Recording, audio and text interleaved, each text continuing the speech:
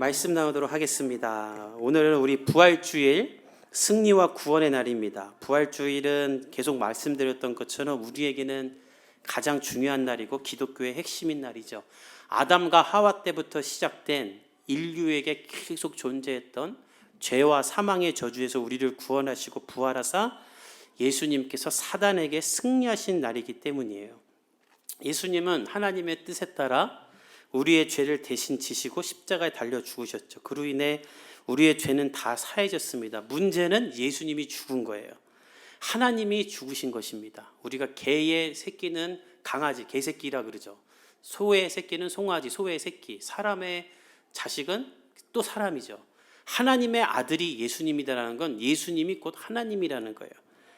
근데 우리는 구원하시고 그 하나님이 죽으셨으니 우리에게 무슨 소용이 있겠어요? 만약에 여러분을 위해 누가 대신 죽었어요. 그러면 아싸 나는 살았다, 대신 살았다 하고 마냥 기쁘겠습니까? 자유할 수 없죠. 나를 위해 대신 죽은 사람 때문에 어떤 부담감, 미안함 그런 것을 갖고 살지 않겠습니까? 하나님이 우리를 구원하시고 죽으신 걸로 끝났다면 기독교는 전 세계에서 가장 슬픈 종교일 거예요. 그러나 하나님은 예수님을 그냥 두지 않으시고 우리의 죄와 사망은 사하시고 예수님은 다시 살리사 우리에게 죄로부터는 자유를, 사단에게는 승리를 주신 그 날이 바로 오늘 부활절입니다. 그래서 사도 바울은 내가 복음을 부끄러워하지 않는다라고 말했어요. 고대의 사람들, 특히 그리스 사람들, 그쪽 지방 사람들은 다 신을 하나씩 믿었죠. 그리고 저마다 내가 믿는 신이 가장 강했다 이렇게 말했습니다. 마치 어린아이들이 내가 갖고 있는 장난감이 가장 좋은 장난감이라고 우기는 것처럼 이렇게 어른들 중에 군대 갔다 온 남자들이 내가 군생활 제일 힘들겠다 말하는 사람처럼 제 주변에는 PX병 하고 나서도 자기 군생활이 제일 힘들었다고 우기는 사람이 있어요. 그 결제할 때마다 고참들이 와서 막 깎아달라고 그러고 말해서 힘들었다. 또 심지어 군종병은 하루 종일 교회에 혼자 있어요. 하루 종일 교회 지키고 뭐 하는 일도 없고 목사님이 맨날 맛있는 거 사주고 그러는데 자기가 제일 힘들었대요. 그래서 네가 왜 힘들었냐 했더니 하루 종일 교회 혼자 있으면 얼마나 외로운지 아냐고 그러면서 자기가 제일 힘들었대요. 마치 그런 것처럼 옛날 고대의 사람들은 내가 믿는 신이 가장 강하다라면서 내가 신이 가장 강해야 나도 강하기 때문에 계속 신을 만들었어요. 그래서 배를 타러 나갈 때는 나는 헤르메스를 믿는다 그러고 누군가 무슨 싸움을 하게 되면 제우스를 믿는다고 하고 신과 나를 동일시했습니다. 그런 신들에 비해 바울이 믿는 예수님은 얼마나 초라한 분입니까? 하나님의 아들이라고 온 세상의 구원자라고 하더니 제자들에겐 버림받고 은 30에 팔리고 군인들에겐 죽도록 얻어맞고 고문당하고 빨개 벗겨져서 십자가에 매달린 신, 그리고 막 소리 지르면서 죽은 신, 그렇게 내가 믿는 신이 죽었다면 바울이 얼마나 부끄럽겠어요. 그런데 왜 바울이 부끄럽지 않다고 고백하는가?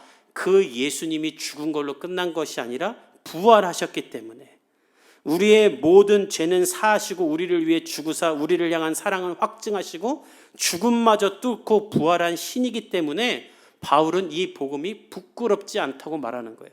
그리고 지금도 나에게 능력이 된다라고 고백하는 것이 우리가 잘 아는 로마서 1장 16절의 고백이죠. 우리 한번 같이 자막을 통해 읽어봅시다. 시작.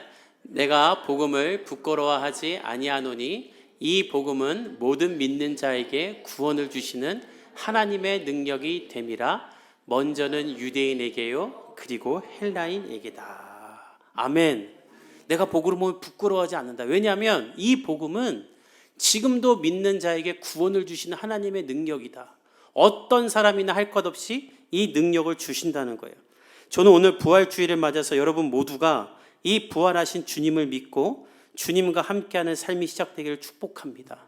나의 죄는 소멸하시고 나를 구원하신 주님, 나를 죽기까지 사랑하시되 나를 살리고 죽으신 분이 아니라 지금도 살아계셔서 나에게 능력이 되시는 그 주님을 만나기 원해요. 그냥 이 부활절이 어렸을 때 계란 이쁘게 포장하던 날, 그 먹던 날, 또 아무 감동도 없지만 사실 부활 믿지도 않지만 그냥 교회 다니면서 그냥 가스라이팅 돼갖고 예수님 그래 부활하셨지 그냥 이루고 넘어가던 날이 아니라 정말 살아계신 예수님을 경험하는 날이 되기를 원합니다. 그래서 오늘 본문을 보는 거예요. 오늘 본문은 우리와 같이 이 부활을 잘 믿지 못했던 사람들의 이야기예요.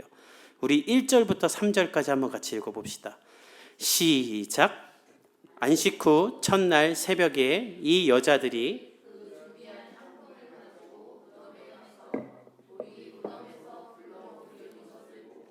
들어가니 주 예수의 시체가 보이지 아니하더라. 오늘 본문의 안식 후 첫날이란 말은 안식일이 끝나는 토요일 저녁 6시부터 다음 날인 일요일 저녁 6시까지 말해요. 유대인들은 안식일을 철저히 지켰죠. 그리고 지금도 그래요. 제가 몇 번 말했지만 제 은사였던 신학교 때 교수님이 이스라엘에서 8년 동안 사셨는데 하루는 주일날 아랫집 아이가 이렇게 집에 올라서 노크를 똑똑똑 하더래요. 그래서 왜 벨 안 누르고 노크하냐 그랬더니 안식일이기 때문에 전기를 쓰면 안 되니까, 전기를 쓰면 일이 되니까 노크를 했다. 그래서 그럼 왜 왔냐 했더니 실수로 우리 집 아이가 가스레인지를 켰는데 안식일이라 이걸 끌 수가 없다. 근데 너는 이방이니까 네가 내려와서 꺼달라고. 그래서 내려가서 꺼줬대요. 근데 그 다음날 버스를 타고 가는데 어떤 그 유태인 랍비 하나가 오더니 전화번호 알려달라고. 그래서 왜 알려달라고 하냐 했더니 어제 네가 아랫집 그 가스레인지 꺼준 얘기가 유대인 랍비 사이에 다 퍼졌다. 혹시 우리 집에도 그런 일이 생기면 너한테 도움을 구해야 되니까 전화번호 알려달라고. 아직도 그런 사람들이에요. 그러니까 이게 얼마나 구속의 날입니까? 그러니까 만약에 저라면 이거 지키면서도 빨리 안식일 끝나면 좋겠다 이 생각, 애들 뛰어도 안 돼. 이 감옥이죠. 그래서 아마 안식 후 첫날이란 말이 생긴 게 아닌가 싶어요. 이 날 예수님이 부활하셨죠. 그래서 우리는 안식 후 첫날이 되는 이 주일 아침에 예배를 드리는 거예요. 그러니까 이것만 알아도 안식일교 사람들한테 우리가 빠지지 않을 수 있어요. 예수님께서 모든 율법을 폐하시고 부활하실 때에는 또 이 안식일에 대한 자유도 주시면서 우리가 일요일, 주일을 아침에 예배드리고 오후에는 안식을 취할 수 있는 쉼과 안식을 주신 거예요. 이 부활의 아침에 예수님을 따르던 여인들이 예수님의 시체에 바를 향품을 가지고 무덤으로 갑니다. 이 여인들이 누군가는 10절에 구체적으로 나와요. 우리 10절을 먼저 한번 읽어봅시다. 시작. 이 여자들은 막달라 마리아와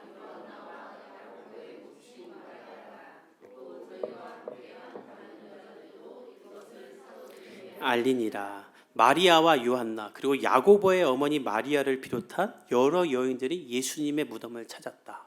굳이 가로를 치고 이 여인들의 실명을 거론한 이유는 무엇인가? 예수님의 부활이 역사적 사실이라는 것을 나타내려는 거예요.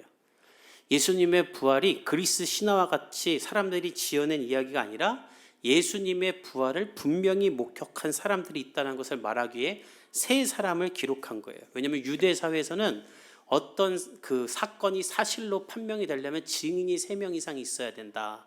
그래서 예수님에 대한 이야기, 복음서도 마태, 마가, 누가, 요한복음 4권을 기록해 놓은 거예요. 성경은 이것이 분명히 목격된 사람들에게 증언되는 역사적 사실이라는 것을 말하기 위해 이 사람들의 이름을 적은 거예요.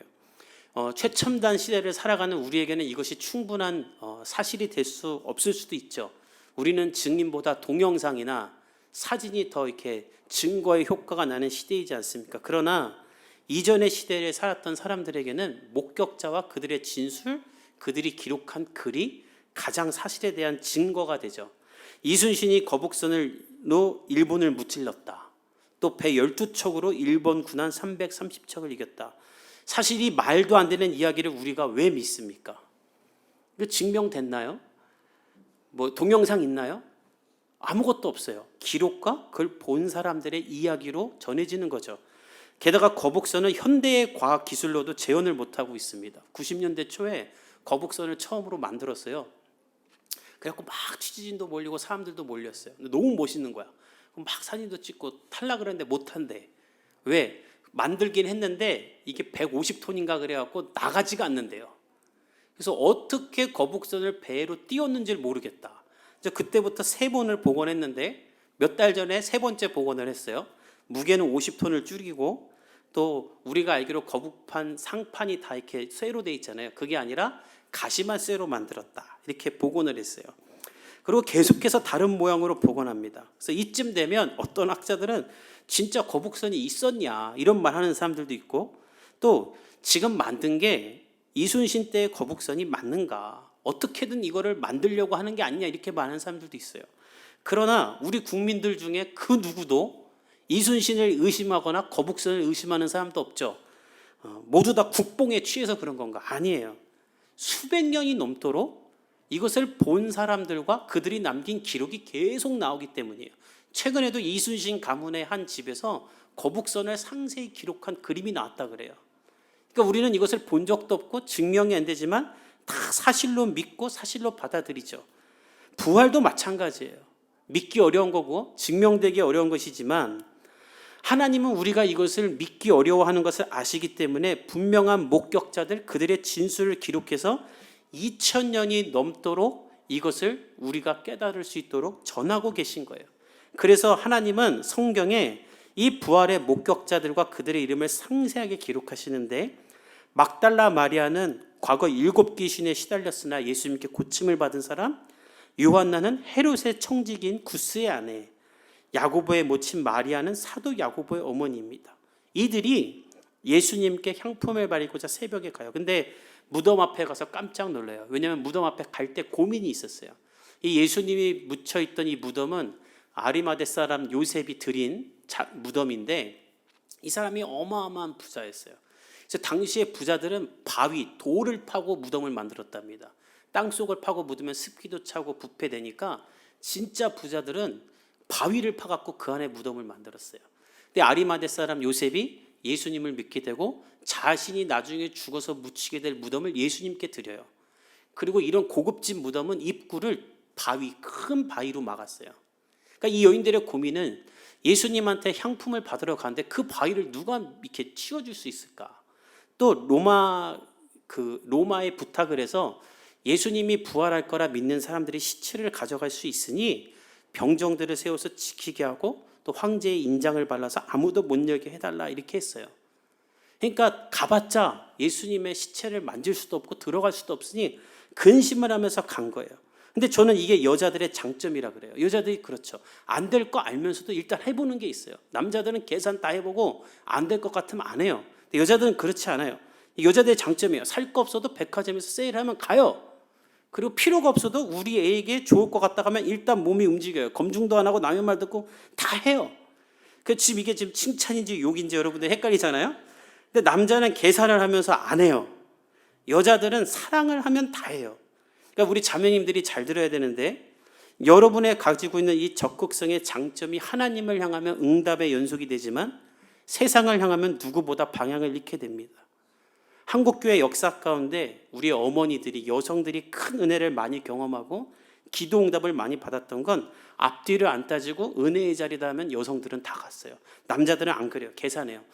교회 왔다 갔다 하는 거리, 시간, 과연 가면 내가 은혜를 받을까? 응답 받을까? 그리고 짱구를 다 굴려보고 집에서 쉬자. 이게 남자들이에요. 근데 여자들은 그러지 않죠. 오늘 보세요. 남자들은 예수님이 부활할 거라고 말도 미리 했지만 무덤 근처도 안 가요. 그러나 여자들은 갑니다. 뭐 어떻게 되겠지. 그냥 가는 거예요. 근데 가자마자 크게 놀라요. 왜냐하면 무덤이 열려 있는 거예요. 그리고 예수님의 시체는 없어요. 이로 인해 근심에 빠집니다. 4절에 보면 근심에 빠졌다. 왜 근심에 빠졌냐면 마태복음과 요한복음에 보면 누군가 무덤문을 열고 예수님의 시체를 가져갔다고 생각한 거예요. 그래서 크게 근심하고 낙담하고 있는 그때에 천사들이 나타납니다. 우리 4절에서 7절을 읽어봅시다. 시작. 이로 인하여 근심할 때에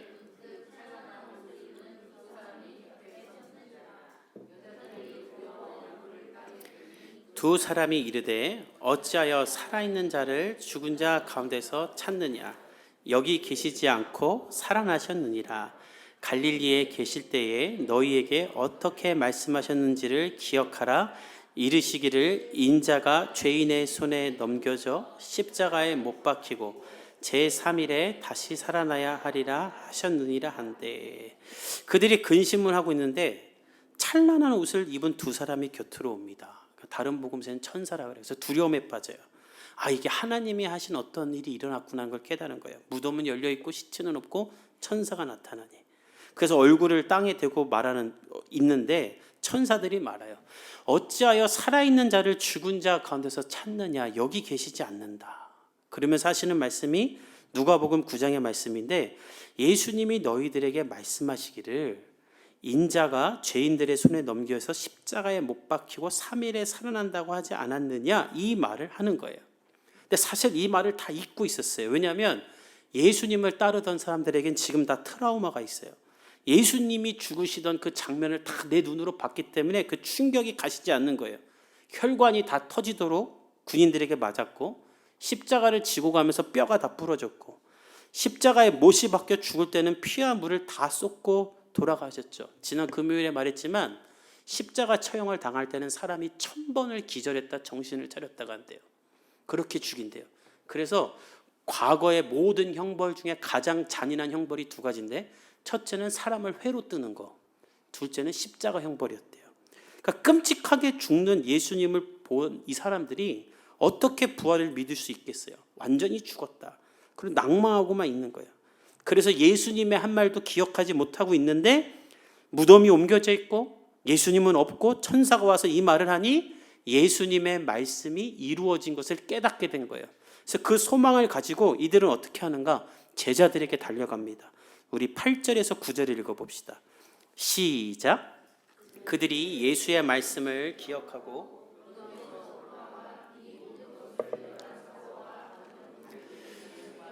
이들은 뿔뿔이 흩어진 제자들을 찾아갑니다. 그리고 오늘 아침 우리가 본 사건들을 말해요. 여러분, 예수님이 부활하신 것 같아요. 예수님 말씀하신 대로 무덤은 굴려져 있고 예수님은 없고 천사들이 예수님이 부활했다고 말해줬어요. 아마 이 말만 하면 제자들이 다 예수님 찾으러 갈지 알고 기대를 차고 말했어요. 그런데 상상하지도 못한 제자들의 반응이 일어나요. 우리 11절에서 12절을 읽어봅시다. 시작. 사도들은 그들의 말이 허탄한 듯이 들려 믿지 아니하나 베드로는 일어나 무덤에 달려가서 구부려 들여다보니 세마포만 보이는지라 그 된 일을 놀랍게 여기며 집으로 돌아가냐. 사도들이 그 말 듣고 아무도 안 믿어요. 그리고 이런 말을 해요. 허탄한 말 그만해라. 원문에 보면 과대망상에 빠지지 말아라. 그러니까 이 여인들은 예수님을 아주 특별히 따르던 여인이잖아요. 그래서 새벽부터 간 거죠. 이걸 아는 제자들이, 야, 너희들 아직도 정신을 못 차렸구나. 예수님이 그렇게 죽었는데 뭘 아직도 그렇게 쫓아다니냐. 너희들 빨리 가라. 그만해라. 그리고 그나마 베드로는 여인들의 말을 듣고 무덤에 가봤지만 오늘 본문에 보면 놀랍게 여기며 집으로 갔다. 어우, 놀랍네 하고 믿지는 못해요.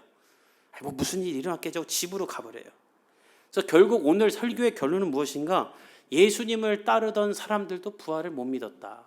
그래서 여러분이 못 믿는 것도 괜찮다라는 거예요. 이어령 박사님이 나중에는 예수님을 믿고 구원받으셨지만 평생을 하셨던 말씀, 나는 다 믿겠는데 부활을 못 믿어서 예수님을 영접 못하겠다. 부활은 이처럼 믿기가 어렵습니다. 예수님의 제자들도 못 믿어요. 예수님이 살아생전에 수많은 기적을 행하시고 부활을 예언하셨고 또 이를 예표하기 위해 나사로도 살렸지만 나사로를 살린 그 주체자가 십자가에서 혈관이 다 터져 죽는 것을 본 이후 도저히 믿을 수가 없었어요. 그들이 못 믿는 것처럼 우리도 죽었던 사람이 살아났다? 그리고 지금도 살아있다. 이거 믿기 어렵죠. 그러나 시간이 지나 예수님의 모든 제자들은 이 부활을 다 믿게 됩니다. 뿐만 아니라 지난 2000년의 역사 동안 부활하신 예수님을 믿었던 사람들은 우리 주변에 너무나도 많아요. 그래서 기독교가 아직도 존재하는 거예요. 어떻게 이런 역사가 일어나는가? 부활하신 예수님이 부활을 믿지 못하는 사람들에게 일일이 다 찾아가 만나주시고 믿게 만들었기 때문이에요. 저는 이 역사가 여러분에게도 시작되기를 예수님의 이름으로 축복합니다.